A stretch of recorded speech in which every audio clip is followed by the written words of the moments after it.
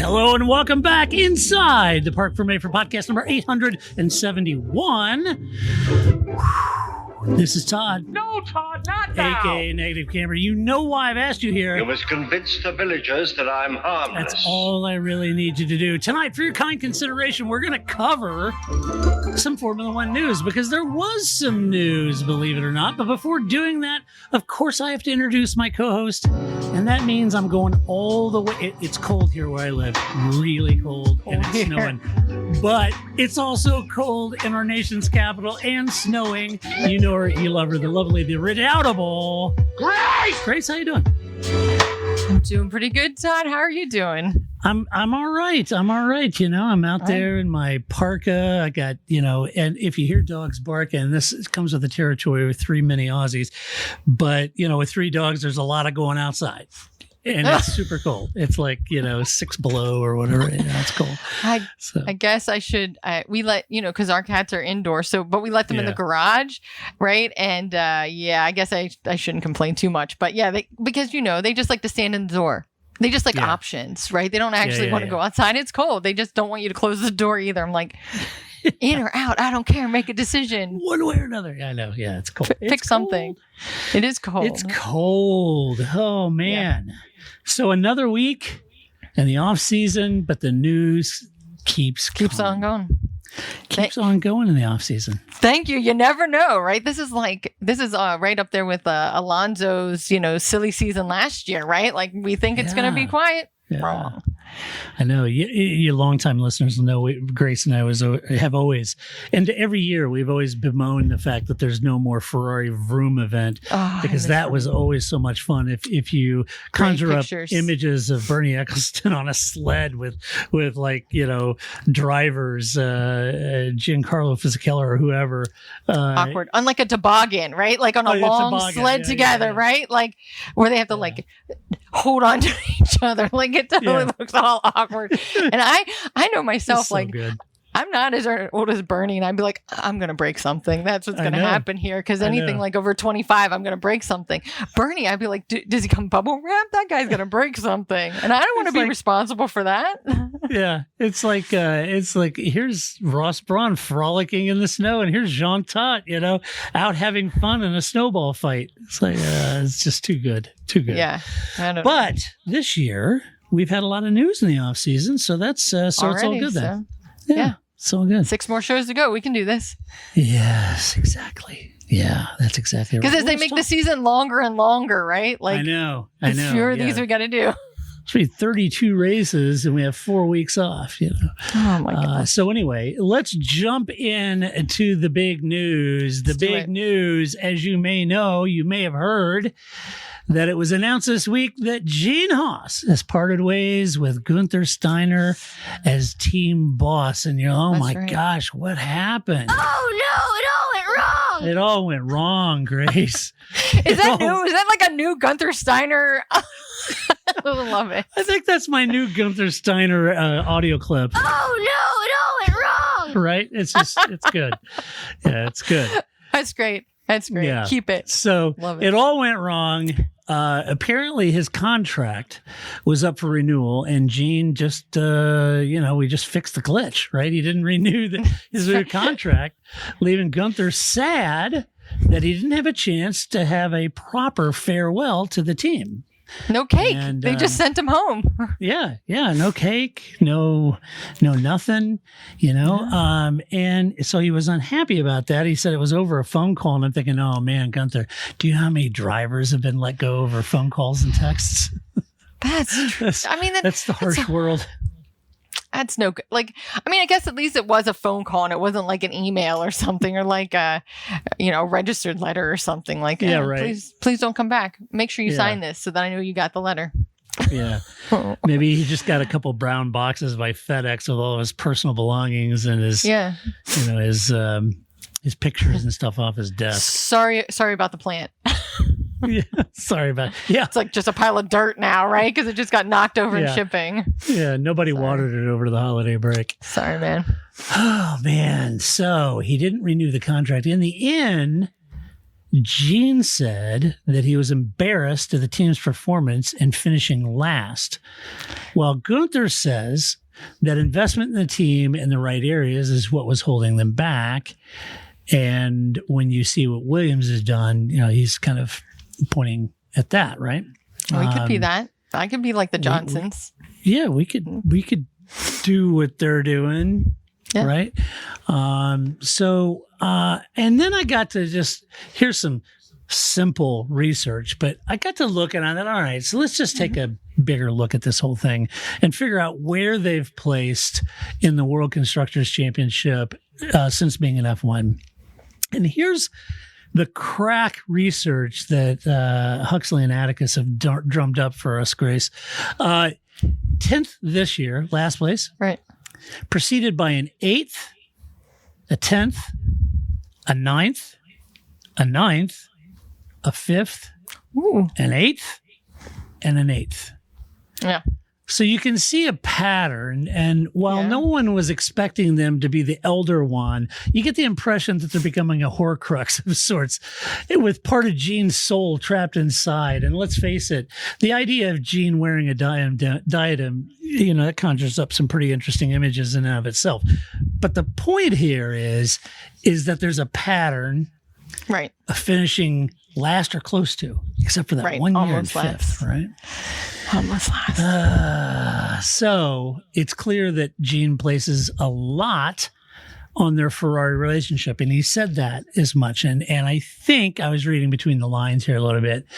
He feels that with the parts and support they get from the Italian team, they should be doing much better. And one could point to McLaren, Williams, and their Mercedes parent company as a triumvirate of success, right?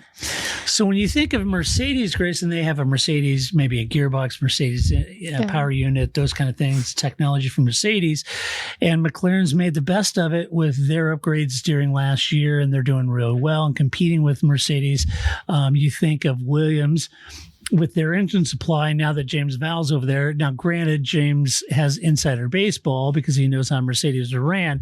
So he would have instituted some of the most effective, best practices when he got there, cleaned up some things and really worked closely on that car. And they didn't finish last. They did very well. So you look at that sort of combination, and then you come back and you think, well, Gene's got a point. But when you compare that with Ferrari as the parent company with the tools and the kit, then you have Sauber or Alfa Romeo and Haas. This is a triptych, if you will, and you get a very different result. And it's a good question from Gene as to why are we getting a different result that's dramatically different than what Mercedes, Williams, and McLaren are enjoying, right? Has he never watched this sport? Yeah, I know. I get into that in a minute, but yeah, you're right. Sorry. Yeah. No, it's fine. New to Formula One? I don't know. Exactly. And so it's thinking, okay, so Sauber is certainly doing something about it, right? They sold the team to Audi. So they're trying to turn their fortunes around, hired a new team boss and all of that, right? So that's what Sauber's doing about it. And now Gene is as well, but he stopped short of selling his team.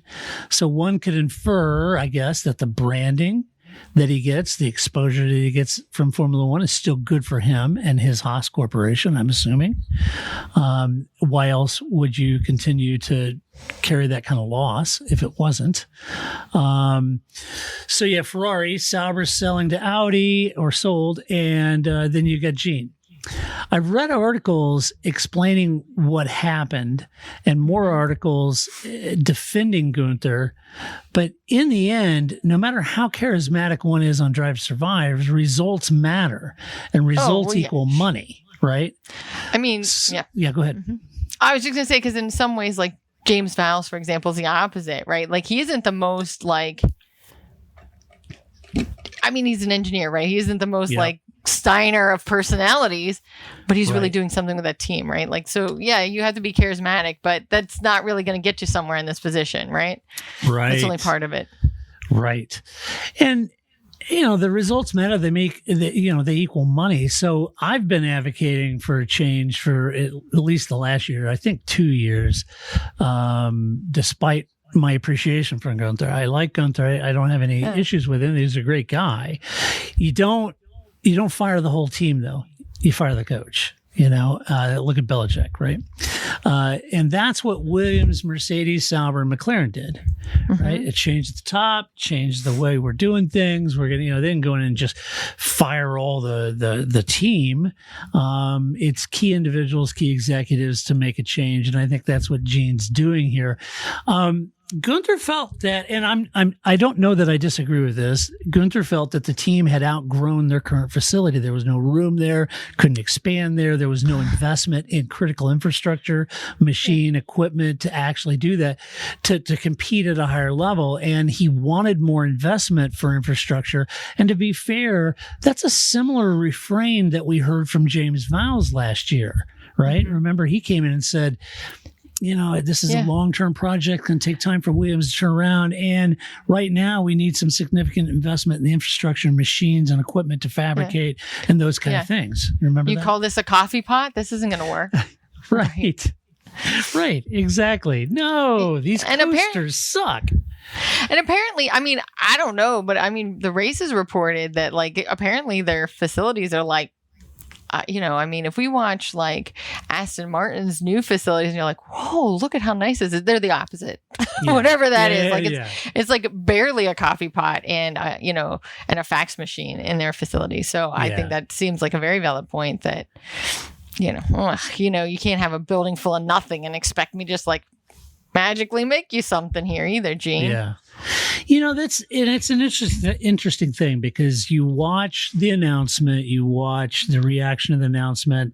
I'd been saying that Gene's got to make a change to sell the team, and now he's made a change. And the comment that I read, I think it was maybe motorsport.com. The comment I read was that Gene understood what Gunther was asking for, but he wants more results on track before he invests more money. Well, that's not how it works. That's the problem, right? This is a chicken and egg thing.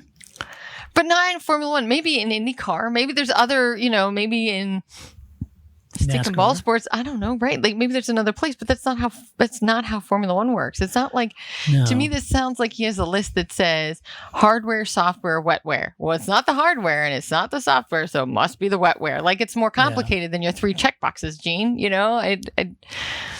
I don't know. Yeah. Formula One is not. There are teams that have been, middle of the pack for a long time. Look at how much investment it took out of Aston Martin to maybe make it in the top 4, right? I don't know. You always kind of have the big Renault's 3. Spending. Yeah, this chunk in the middle that can't quite seem to get over the hump, and then the best of the rest, right? Right. It's not like that because you've had. How many? I've been watching for 20 years. How many teams have been in best of the rest? Do you think they want to be there? They don't. You think that Minardi was just sitting on his haunches? They were not. It takes more than that to get up there. Williams has been dragging for quite a while. Sauber has been dragging for quite a while, and they're spending a lot of money to be there. And so, and also another important part of this is that Gunther has a very good relationship with Ferrari. Yes. Remember he and Benotto driving around little Fiat, right, and Drive Survive or whatever it was. I love that. They should have their own show. Yeah, so Gunther's role previously was really nurturing that Ferrari relationship. I don't know how close Gene personally is with the Ferrari organization. My hunch is he let Gunther handle most of that. So Gene's going to need to protect that very, very closely, right? Why didn't they have more of a setup like McLaren does? We think of Zach Brown, but Zach Brown is the CEO, right? He's not the team principal, right? That's Andrea Stella, right? And so that's kind of a split. Like, because I could see the point of Gunther being more like a Zach Brown, right? Like that is where you want the personality. That is the person you want out there, like, getting sponsors and getting drivers. And like, that is what Zach Brown does so well, but he's not the team principal, right? So I maybe that's a hard place to put somebody to be both the Zach Brown and, the Andrea Stadel. I almost said Seidel. That's just out of habit. Stella, together in one position, and maybe you just can't do both.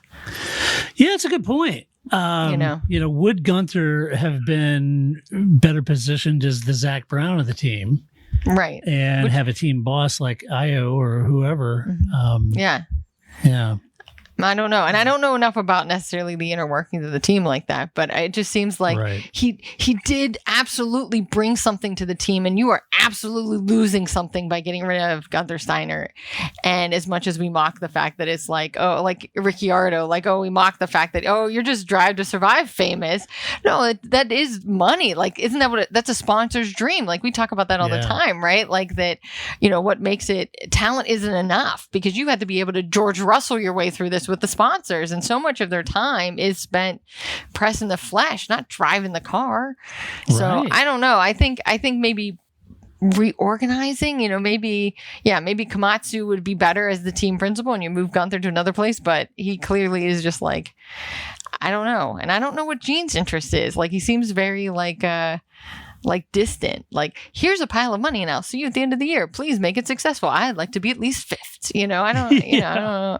Like, okay. It's not quite, I don't know. So I see Gene's frustration, but Gene's side of the story makes it sound like it's just like, I've been giving you everything you need and this is how you treat me. Well, that's not it, because Gunther doesn't want to be last. Do you think he wants to be last? Nobody wants to be last. Right. Well, that's not what he wants. I also enjoyed the tweet from Rich Energy. No, what did they? Right here. Yeah, it's Rich Energy. I'll read it to you. It says, Avita Zane, Herr Vanker. He says, an astute move from Gene Haas. Steiner was incompetent and duplicitous. There's vastly more performance potential to be tapped with Ferrari as partners. Engineering can now be the focus. Duplicitous. That's a great word. That's the word for the day, kid. Tomorrow, whenever you listen to this podcast, duplicitous, you have to use it at least once during the course of the day. That is a great word. Say it to a coworker, why are you being so duplicitous? So duplicitous. Yeah. It's Gunther Duplicitous Steiner. That would be great too, because I'm like, I think if somebody said that to me, I'm like, is that a compliment? Like, I'm not really sure what to do with that word. Like, I guess, I don't know.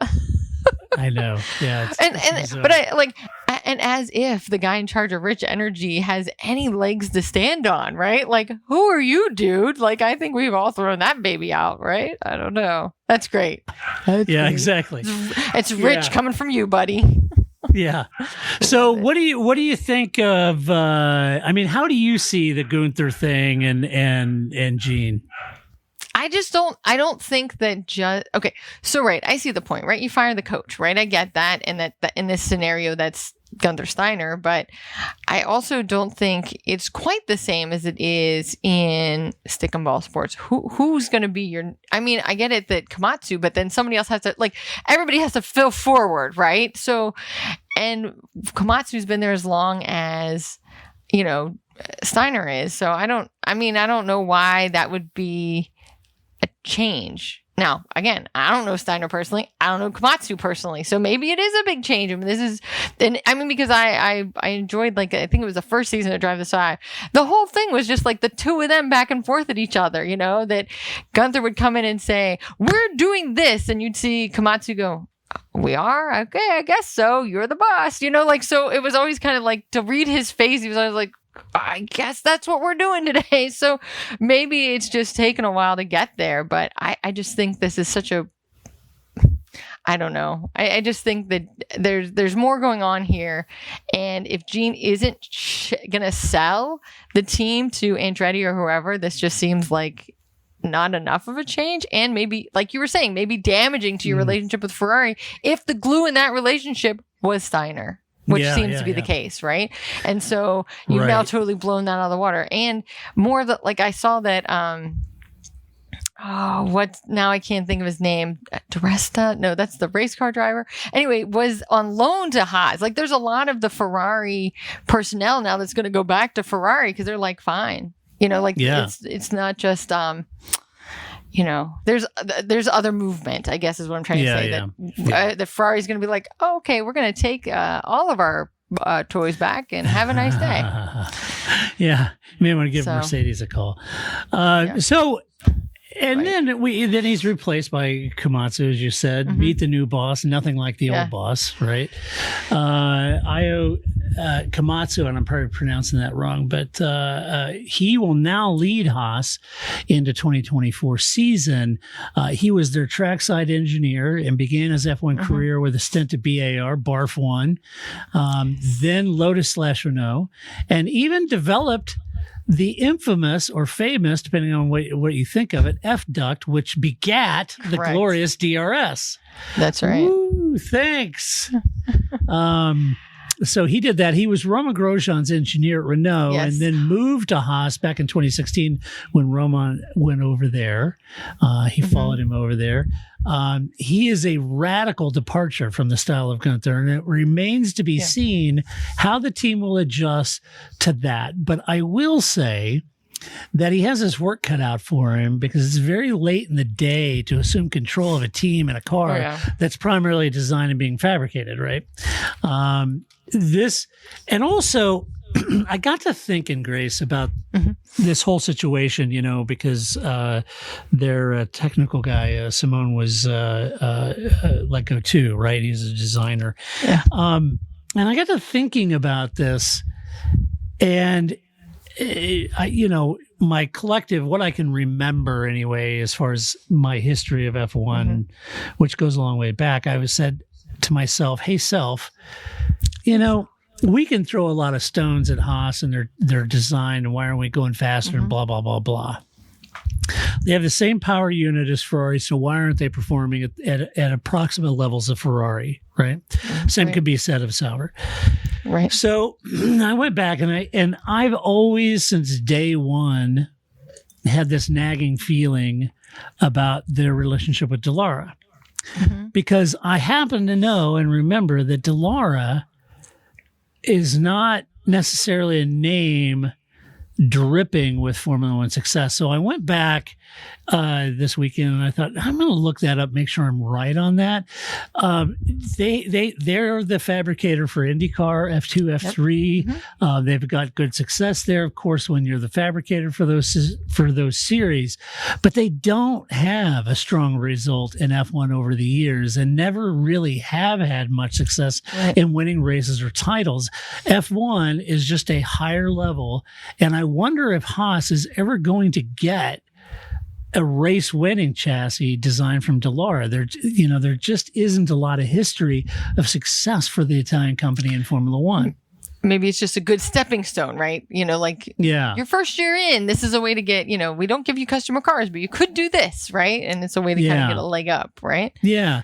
Yeah. To that point, I even think when they first announced in that first year, Grace, I remember us talking about it, and it's Delara, and they're going to get a chassis, and they're doing listed parts and everything, and Gene and Gunther in particular, because it's kind of his concept, this is the way to do it. And the other teams were a little touchy about the whole, listed parts thing, because they kind of came out of the box pretty competitive. And so it was like, well, no, wait a minute. Then it kind of that brought up the whole customer car, what's a customer car, what's not. But they were using Delara, and I kind of felt at the time that's a good way in to do listed parts and a deal with Ferrari. But I thought maybe over time they'd start to fabricate their own chassis. Exactly. And they haven't. And I want to say, I could be wrong. This must be hindsight's 2020, but I feel like you and I kind of discussed that at the time, that Delara is a good move to get you in the series, get you a decent chassis, build that team, and like Frank Williams, eventually build your own. There has to be a reason nobody else has done it. Yeah, right. Right? I mean, I guess it's just, to me, there seems to be like, if Delara was really good at this thing, why isn't anybody else using it? It's not that they've never thought about it. They're not like, oh, I've never looked under that stone before, right? So that's never really been an avenue, as you noted, for anybody else. So I think it's a good way to get a leg up, to get a start, but then you got to start building your own. Yeah, right. Yeah, I think it's going to work for you. I don't know. I mean, even if they change and Komatsu takes over and it's engineering, they make some improvements and aero improvements or whatever it is, but a lot of that's being driven out of Delara. Not to say that Haas wouldn't have input on their aero. Right. I'm sure they do, but I don't know. Is that a winning combination? Has the listed parts gambit run its course with a customer chassis? Right. Instead of a purpose-built chassis by the team, who knows every deficit of the chassis and what's going on and what's not working. Right. And they would relay that to Delara, of course, but something isn't correlating there. I don't know why. There's been a lot of comments also about this team changing from a Gunther style with relationships and people to a more introverted engineering style or a technical focus. But I'm not sure I'm 100% bought into the challenges this can sometimes bring. Admittedly, it's a different style. You have to consider that if Gene wasn't going to spend on investment on infrastructure, Komatsu's working with the same hand Gunther was dealt. The question is, can he engineer success from a turnip, basically? Chances are, as James Vowles has said, it's a long-term project that requires investment. Yeah. Right. You need at least 2 turnips, right? I think that I absolutely. And I think that first of all, I want to know what that phone call was like.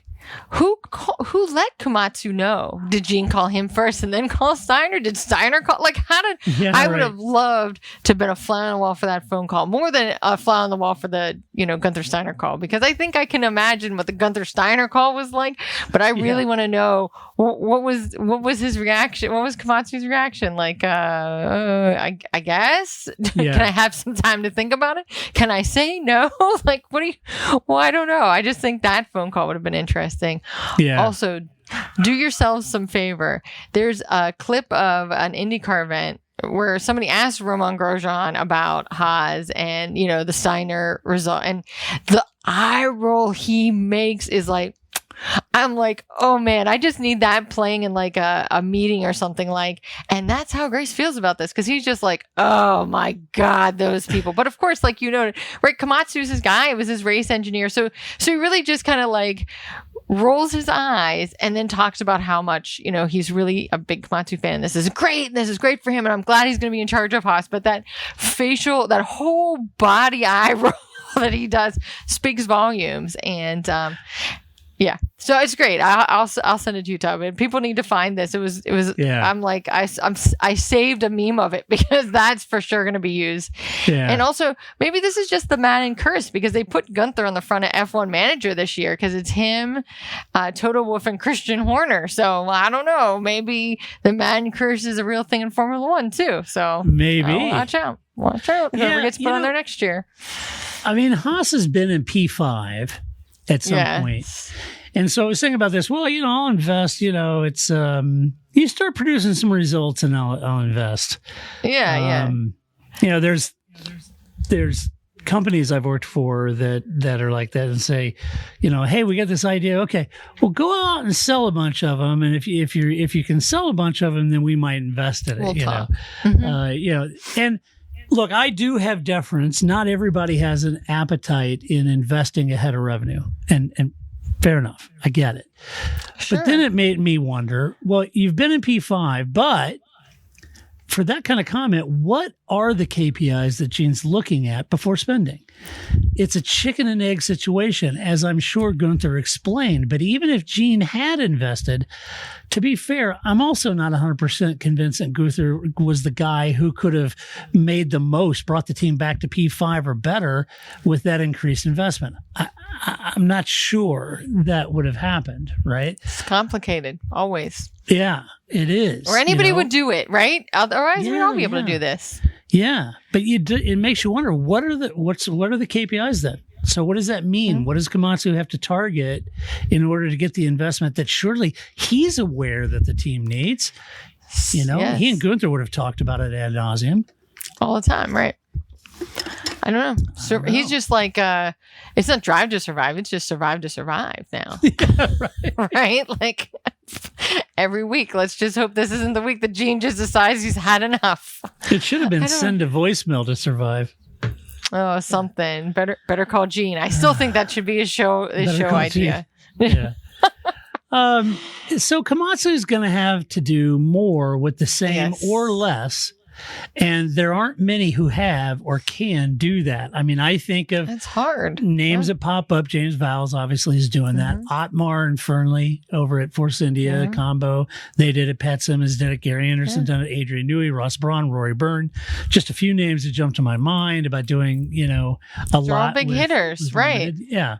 They're few and far between though, right? And there's also a part of me that wonders how insulated Gene was from his F1 operation. If he feels that they can get better results with the same or less investment, this is unlike NASCAR, and it takes a big investment to not only gain performance, but keep in mind, you have to gain it, you have to keep that performance, and you have to improve on it, because it isn't simply because your team may not be doing their best, but the goalposts are constantly changing with competition outthinking you and out-developing you again and again. So I'm not sure why he isn't cashing out while F1 is at its high water mark. I'm not quite sure. And you could just sell it. Sell it to Andretti. To me, and what's funny, Grace, I don't know if you've noticed this, but you kind of see the reaction on social media. You see the commentary and editorials. I don't know if Gene felt like him coming out. I don't think there's a part of Gene that didn't think this would be easy, because he knows Gunther's a fan favorite. So he had to have known this is going to be difficult. We're going to take some incoming on this. We need to get out ahead of it. And his style of getting out of it and saying, I'm embarrassed. I'm embarrassed of the team, embarrassed to finish last. And, we need to change some things. And so the contract was up and I didn't renew it. Fair enough. That's probably exactly true. But it doesn't make good for a good press release, right? It doesn't. And especially because Gunther, because he was at, I guess they just had the Autosport International show, right? I saw Sky Sports News, reporting from that. And, he didn't throw Gene under the bus, but he made it pretty clear how he was feeling about this whole situation, right? Yeah. And he's a professional, right? He George Russelled it. He knows what he's doing, right? And he knows he would like another job in Formula One, I'm sure. So, right, got to kind of play it. But it was very clear, right? And I think the thing is that there's nothing Gene can, it's like me trying to be up against somebody, a Zach Brown. Well, Zach Brown's going to win. That guy's a professional. He knows what he's doing. He's always going to be able to get more sponsors than I am. So I just think Gene is always going to look like flat-footed, even because that's why Steiner's popular.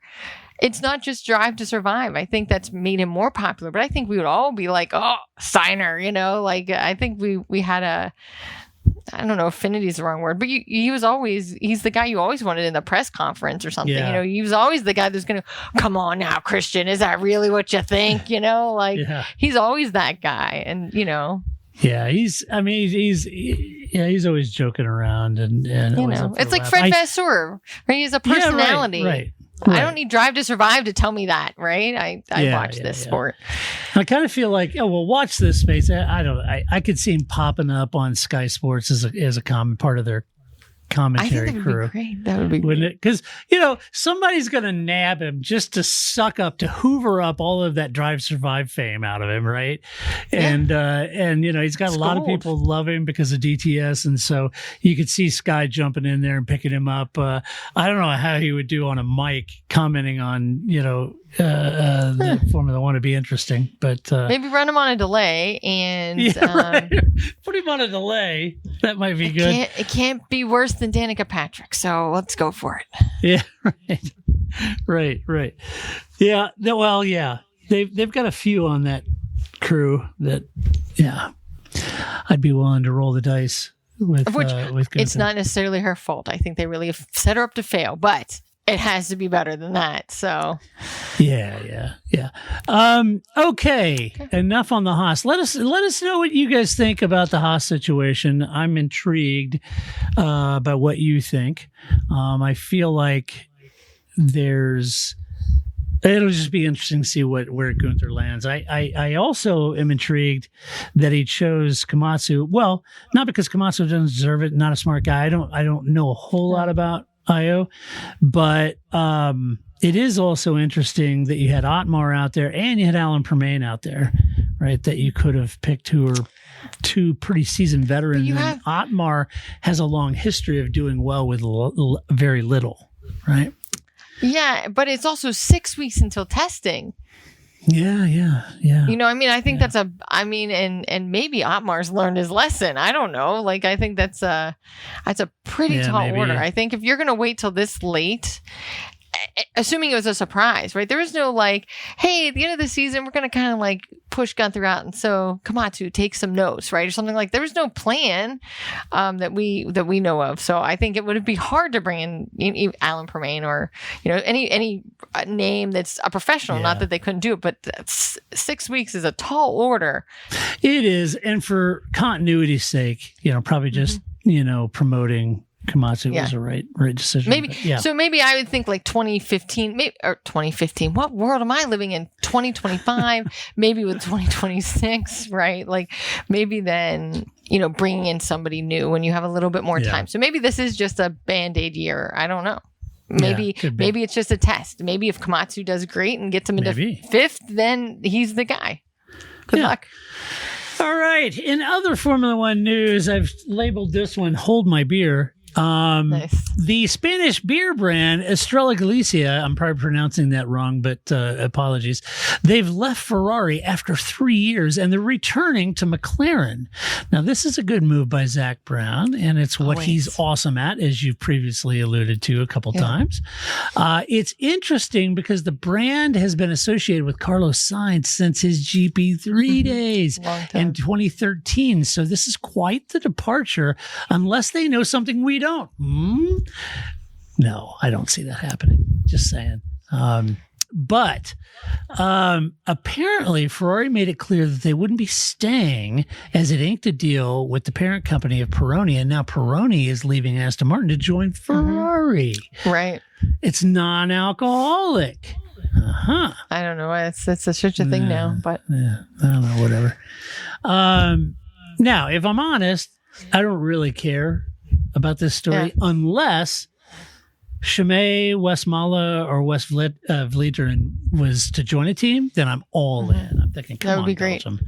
Get involved, Grace. Just think about it. Monks and F1, what could be better? Bring back Stoffel. It would be wonderful. Yes, bring back Stoffel. Yes. So he comes in with Chimay, or he comes in with West Vleteren. It's a Trappist beer. It's perfect. It would be great. I think that would. I'm here for that. I would vote for that. So I don't know if you. So have you ever had a Radler? This is a beer I've only recently discovered. So it's like a shandy, right? Which is beer and lemon. It's like a Hefeweizen. It's some sort of like a light kind of summer beer, right? With lemonade. So that's a shanty. So what a Radler is it's just like a shanty, but it's any kind of like fruit juice, not just lemonade. So I drank, a friend got married in Detroit, and this is all I had because that's what's nice about a shanty is if you're going to be there for a while, it's a little easier to day drink a shanty than it is to day drink, a Guinness. So we're going to be here for a while. So I was like, oh, Radler, I tried this. So anyway, I just wanted to give a little shout out that if these guys would also like to get into Formula One, I'd be all on that too. So it's Two Pitchers is the name. Two Pitchers, like they're baseball pitchers, not like beer pitchers. But anyway, that's the name of the brand is Two Pitchers, and they make a grapefruit Radler that I'm obsessed with. And but the how like grapefruit kind of has like a pucker to it, but the like beer like smooths it out, so it's like all the joy of grapefruit without any of that kind of can get you with grapefruit. So I highly recommend it. Now it still tastes like grapefruit, so if you don't like grapefruit, not for you, but if you like grapefruit, I'm telling you, grapefruit Radler is the way to go. This is your beer for the summer. Okay. And I got a shout out Perfect. Now, everybody knows, when I started working for a Belgian company, they turned me into a beer snob. That's right. But I was out at dinner, a rare night out with my wife and I, and we were at a place, a favorite haunt of hers, which is an Irish pub, and there was a beer, Casey Beer Company in Kansas City. Mm-hmm. Casey Beer Company makes a brew that's called Winterbach, and I'm holding this up for our YouTube people so you can see it. Winterbach. Okay. It was actually really good. It was fun. Kind of fun finish, kind of a sweet, fun finish. It was good. Yeah. Is it like a dark, like a heavier beer or a little?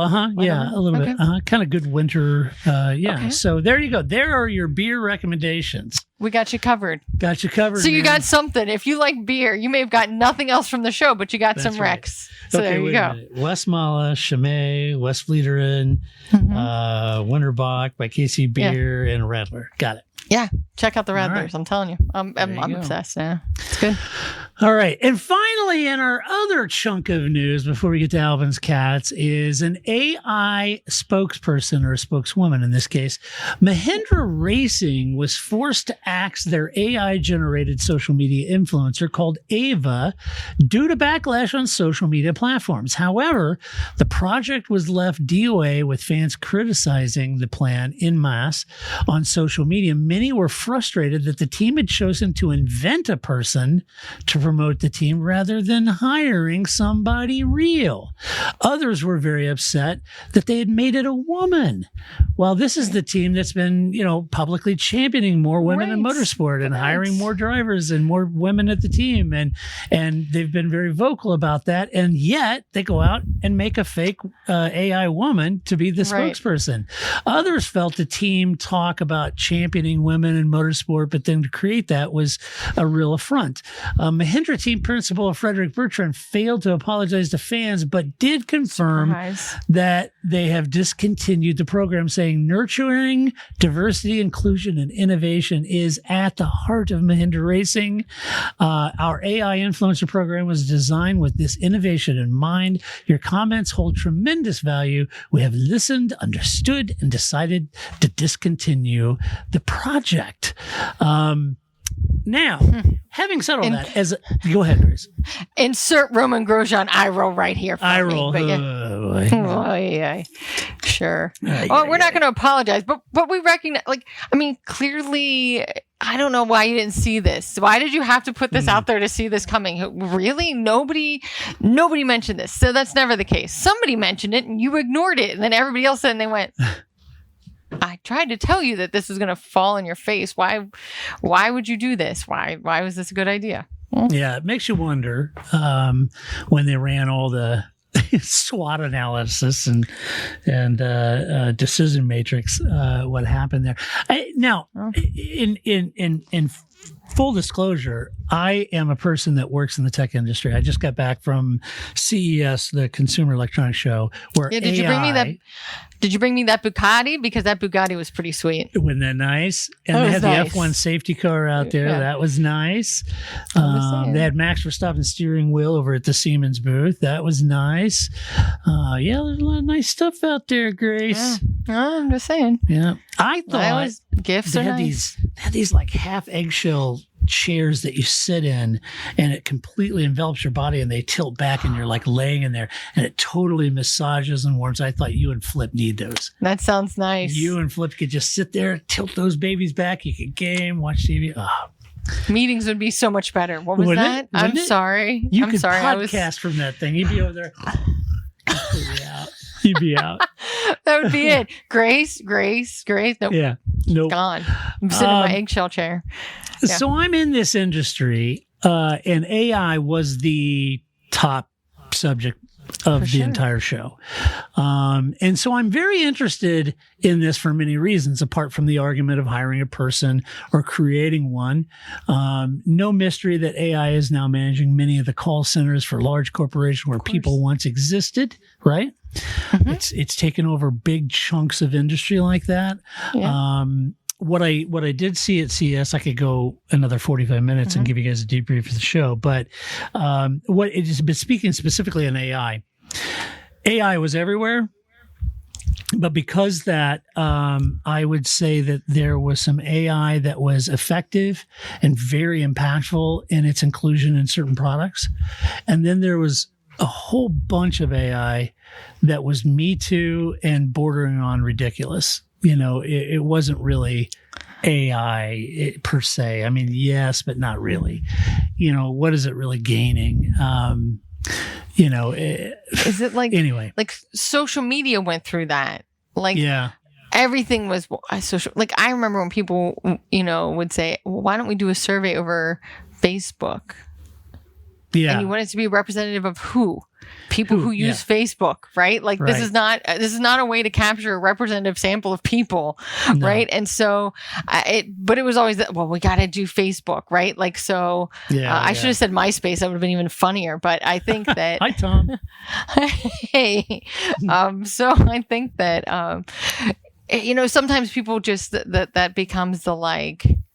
I don't know what did you say AI? And it's almost like it's like Charlie Brown's parent or adults, right? Right. It just becomes all management here is wah, wah, wah, wah, wah, AI, right? And whoever said AI wins, and it doesn't matter if it doesn't make sense or not. They just know AI is what I'm supposed to be doing right now, and I don't know, like APIs were a big thing for a while, and everybody like, well, we have an API. That's fine, that's great. This is not like. Congratulations, you have an API. I don't know, what am I supposed to be excited for you? That's great. Seems like a basic thing we should all be doing here. So anyway, And AI is maybe that thing now. Ian, one of our patron supporters that's in our audience tonight, said AOL chat forever. You've got there you go. Exactly, Ian. People don't AOL even chat know. forever. AOL rocks, man. That's right. If I went down to some of the old boxes I have in the basement, I bet I could find an AOL disc, Oh, I'm sure. That's the I'm way sure we down have there. one But, in our basement. So yeah, no mystery the AI is managing call centers and taking big chunks of industry out. It's an Sure. interesting debate as AI is now powering many platforms and systems from F1's own sponsor, Salesforce, right? Yes. So F1 itself is using AI to team their systems and much more. I would say much more so than Mahindra is using AI to create an image of a person with content generated pursuant to the team's direction. That I guess that could be understandable and low hanging fruit as far as a way to engage AI thinking. Its fans would really enjoy the program and application of AI. Clearly they were wrong though. But there's a part of me that feels like, well, were they ahead of the curve? Were they just off the curve? Does it make sense? In today's climate and economic climate, probably, no doubt that didn't help. It's interesting. And I don't really have an opinion necessarily strongly one way or another because I saw a hell of a lot of AI out at CES and I questioned a lot of it, and others I thought, no, that's a really cool application. But I'm just wondering how all of you feel. Was it a bridge too far in that sense? Apart from the issue of not hiring someone and making it a woman, Grace and I were talking about the podcast. They could have taken the high road and made Dobie the house elf or something, or as you said, Clippy, right? Or anything they could have made. Throwbacks, right? Throwbacks. Bring back right? Clippy from Microsoft Word, right? But for them to sit down, okay, we're going to make an AI spokesperson. We're going to make her a beautiful woman. Oh, wait, what? When you're all like, I mean, really? Yeah. Really? So that just seems like... It's a miss, but I'm curious what you guys think. I mean, there's all kinds of haterade, and they canceled the thing. But AI is a huge tent from platform applications to generative art.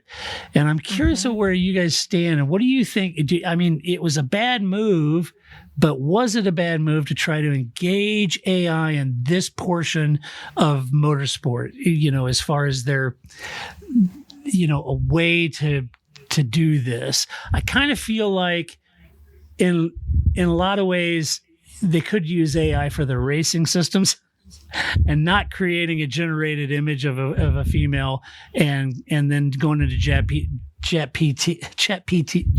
Let me say this in English. Chat GPT and having them, poop out some commentary and calling it a day. I feel like that's low hanging fruit. So anyway, I'm curious what you guys all think about it. But anyway, it would roll out words like duplicative. duplicitous. Ava was duplicitous, Grace. That was what the problem was. I don't know. I mean, maybe you're right, but I think you're right. Right? There's sort of two issues here. One is there a good use of a good application of AI?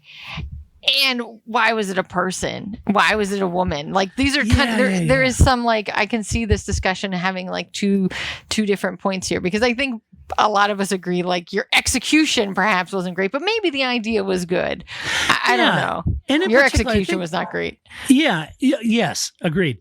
Right. So I think that's but what I'm wondering is how do you guys feel about AI being used in the marketing, advertising, branding side of a motorsport team as it applies to social media platforms, generative content, those kind of things? Do you feel strongly, apart from the misfire with the women and all of that, do you feel like there's a place in that, or do you still feel like they should hire a person to do that? Do you feel that the content may be, disingenuous or duplicitous? See how I did that? Yes. I don't know. What do you think, Grace? I was thinking too, is that there's some part of, like you were saying, like, call centers. Well, that's, I can't see that person. And now it's the point, like, even if you're chatting with something, you sometimes can't tell if it's a real person or not. Right? They're gone from the like, hi, Grace, how are you today? Right? Like, it's not like this, and even like, listening to record, it's similar to like, sometimes I've watched YouTube videos and it takes me a moment to figure out, is that a video game or an actual like race footage? Right. And a lot of like the race does it all the time, right? Instead of trying to find the race footage, they just create it in a video game. Right. Like, and then Hamilton does this thing and you can watch what happens, but it's a video game, right? These things are so close together now, but by having this is like AI in front of the curtain. And maybe that's part of it too, right? We're all used to kind of AI behind the curtain. And then the real people are in the front of the curtain, even if we are just using ChatGPT and going, I need to send a letter to Todd. Okay, that sounds great, right? But it's still a real person that's delivering that information. But something like that is now removing that like curtain and putting that AI right in your face. Like this is always computer generated. We're silenced, right? Like that's what we're moving towards here. By command. Yeah. But when you look at it, I think what was the numbers? 48% of AI decision makers at corporations are ready to engage and willing to engage AI for solutions in their business, while 60% of the workers will use their own personal AI to do their tasks. So this, so you're 48 in decision makers, 60s in rank and file, and you got to think, you could see this. I think you could bring up a great point. Either we're in front of the curtain or behind it. Up to that very point, the podcast platform that we're recording on uses AI to create my show notes. And it's super handy because at the end of the show, while I'm editing audio and video, it's over there scanning the entire recording and creates all of the closed caption and then creates a whole show outline for me automatically, Although I love how it interprets Park for May differently every time. So I do enjoy that. Yeah. Park for May, Park for Maple. We've had several iterations. I enjoy it every time. So I'll try it this time. Park for May. So there you go. Maybe it doesn't speak French. I don't know. I enjoy it. But you're right. And so I think that there is a real place for it. I mean, I use it all the time, right? And to even just like even when you're like, oh, I need kind of like a thesaurus sometimes, like, I need another word, or like I need it to be resume speak or something. Like I would just say, I write reports. That's why people write in the resumes, right? They write this like super, fancy wording, and they're just like, oh, so you write reports, right? Because that's not what people write. Right. And so if I just write reports, I sound like the dummy, even though mine is really plain language, right? I write reports. That's so people ask me that. It's like, well, you don't for work, you don't go over and have it do your reports. And it's like, well, no, I'm such an idiot. I'm over on AI saying, create a picture of an Australian shepherd on a snowy mountaintop, a black tri with blue eyes. And then I make it. And that's cute. That looks like Buckley. And I send that to my daughters and they're like, eye rolling. Oh my God. Okay. Yeah, because your dad, right? Like, who let dad have this technology? Stop. I think, but what I enjoyed, like my family, last time we were all together, we, because you can tell, like, write a nice letter to my aunt. Well, my family is not that loving, right? If somebody sent me if my aunt called me and was like, "Oh, Grace, I love you. Are you sick? Do you have cancer?" Like, I question everything if you're that loving to me, right? We laughed so hard because if anybody in my family ever sent me a card that was what ChatGTP came up with, I question everything. You're dying because why else are you being that loving? That is just not the way we roll. But it was enjoyable. It was very funny. Yeah, let us know what you guys think. I'm real intrigued by AI. Its use. I think that's certainly behind the curtain, as Grace said, in their systems, their platform, their setup. There's a host of things that can be doing. But I'm kind of curious how you feel about you being used in social media outreach, marketing, branding, and advertising. That's what I'm curious about. All right, let's do, I guess it's time for some Alvin's Cats, right? I mean, generally that time. Oh, no, it wrong! All right. That is never not going to crack me up. Anyway. That and the Grosjean eye roll, great stuff. Yeah. So, I think I was thinking of all the sound bites I could use with Gene and Gunther. It was I think you know what the problem is just as well as I do. Yeah. Or the old favorite. Not good enough, damn it! Not good enough. That's right. So anyway, Alvin's Cats. What do you got for us, Grace? Okay. So I'll try to condense this relatively long story to as compact as possible, which is not my strength. So, as I mentioned, right, Flip and I are going to the MotoGP race in Austin. And so, but I don't have any merch. I don't have any MotoGP merch. I don't have a lot of Formula One merch because it's expensive. And MotoGP merch is especially boring, in my opinion. So it's like, do I just want to look like I'm wearing a Ducati shirt? Oh, that's not really that impressive. Get a Valley So, bucket hat. Well, I mean, but Rossi's the only person that has any sort of creative merchandise. And Morbidelli has some creative merchandise, but most of them, it's just like, the difference between the Ducati shirt and Pecco Bagnaia shirt is one has his number, one doesn't. It's the same damn shirt. So, like, not that interesting of wear. But I'm like, we're going to the race. I should be a little more like, find some stuff, and everything's on sale right now. So anyway, we were looking today, and so Pedro Acosta is Moto2 champion. He's coming into MotoGP this year, right? Rookie. And so we were like, the race had an interview with him, and it was great. He's been great on the track. I really just love this interview because he sounds like he's a 90-year-old man, even though he's like 12, right? He just knows a lot about the sport. He knows how this works. It was just like, I'm all in now on Pedro Acosta. So we're like, well, let's see what merch he has, right? So I understand that he is Spanish, and so that's probably the original language of his website that has then gone through a translator. Yeah. It was great. And so the shirt sizes were hilarious because there were things like 4 years, 8 years, 12 years, yes, medium, I, XL, XXL, and 3X. What is yes? I really wanted to pick yes just to see what I would get. What does yes get you? Yes.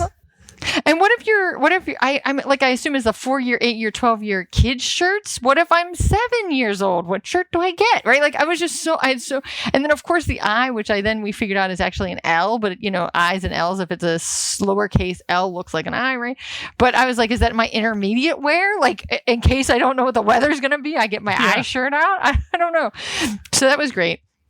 But I think that my actual and then the states. So right, you put in the United States and it gives you the drop down list of states. Yeah. So it lists like we're in Maryland, so we're like Mississippi, Missouri, mountains. Is that how I send stuff to Todd? Mountains. I'm in the Ozark Mountains. Right, mountains at a fine time. Nebraska, snowfall. What is that? It was just so funny. Like, I really just want to pick these things. And where does mountains go? Where does that take it? Right. See, he could use some AI. I don't know. I laugh but my favorite, and again, I say this as somebody who once took German and I couldn't figure out the difference between I flew, because in German it's a different verb for flew like a bird versus fly like an airplane. And so I kept telling my German teacher that I was flying home, but like I used, bird, right? Instead of like an airplane. And she just laughed and I couldn't figure it out until she went, "You mean like this?" And I went, "Oh no, not like that." Right. So I totally get this. But my favorite was there was a a shirt that was out of stock and it was listed as exhausted. It's exhausted. Nice, you can't get that exhausted. shirt exhausted. It's tired, which, it's worn out. Which is the right word, right? I get why exhausted is what you came up with, but that's not how, an English speaker would use the word exhausted. But from now on, like at the grocery store, flip, they're out of your bread. It's exhausted, right? It's like, exhausted. Sorry, the bread's exhausted. You're going to have to pick something else. So also your word for the week. Exhausted. They're so exhausted. They're tired of pleasing humanity. I'm so done. Also, we have is XXL. Everything else is exhausted. So if you wanted that yes size, we don't have that. I literally was like, I laughed so hard. So exhausted. Awesome. It's not out of stock anymore. It's exhausted. There you go, exhausted. Well, this podcast is almost exhausted. Almost. Many people, maybe like 5 minutes in, were like, "Oh, I'm exhausted." I'm exhausted with this podcast. My gosh, it's been going Welcome to the off season. 17 years. You guys. Oh my, so dumb. Yeah, what are we on? Like 873? Oh my goodness. Yeah, 872 will be next week. And I've got another 50 some odd interview podcasts. And a bunch. 17 years. So let's see. You ready for some no shit headlines? Here we go. Always. Number one, people expect. Let me try this in English. People expect less from U.S. F1 drivers. Okay. Who knew? Logan Sargent said that. Logan Sargent. Oh, about himself. Well, there you go, Logan. You know what he's doing? He's right-sizing expectations. There you go. That's my whole job some days. Yeah, for sure. That's pretty good. That's good. It was weird, but then if he's the one that said it, then it's a little less weird. People expect less from U.S. government workers. That's what you should say, Grace. Yeah. I look forward to that job. Anything can happen. That's all right. People expect less. People expect less from people in the technology industry. That's what I'm going to say. Next They're up. Exhausted. They are. Next up. I was an F1 heiress with a jet in back garden, but lost it all. I ended up on 60-pound benefit and got rejected from McDonald's. You know what that is? I don't even know. Oh, no. You're talking about it all going wrong. Wow. Back garden. I don't like your backyard. In her back garden. Yeah, it's in the UK. They don't have backyards. They have gardens out there. I don't know. I guess the entirety of the UK citizenry are gardeners. Who knew? I don't know. I'm now gonna refer to that as my back garden. Yeah, I'll be in the back garden if you need me. I'll be in the back garden with the dogs. See, in America, it's a backyard. Some backyards have a garden in them where people plant things, but the entire backyard is not the back garden. But anyway, that's right. All right, that was Ines Ireland's daughter, by the way. Okay. Let's see, and finally. Alpine F1 declaration about Ottmar Szafnauer months on from sacking speaks volumes. They're still kicking him over there. You know, what did Ottmar do to all these people? What did he ever do to you? You know what? We need your because you have several leave Todd alone kind of quotes, right? Like it just needs to be leave Ottmar alone. Yeah, I agree. You know what did Ottmar do to you people? Let it go. I agree. Hey, what happened? What happened? No, why are you picking Ottmar? Ottmar of all people, that is probably what he's saying. I'm sure it is. Poor Ottmar. Hero to zero very quickly. Yeah, it was. All right. That does it. All right. I'm exhausted, Grace. Me too. Let's get out of this podcast, shall we? Let's do it. All right. Hey, huge thank you to our Patreon supporters who have joined us live for this podcast. how about that?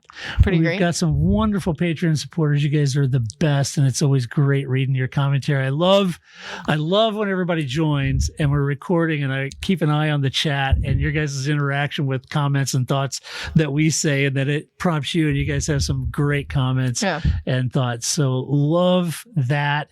You too can join us live during the recording. If you want to be a Patreon supporter, you can do that by going over to our website, theparkforme.com, and on the right hand side, I believe it has a support us link, and down at the bottom, at the very bottom of the website, on the left hand side, I think it has a support us, and you can click on that and support us in multiple different ways, multiple different levels. But we could not and would not do this podcast if it wasn't for our Patreon supporters.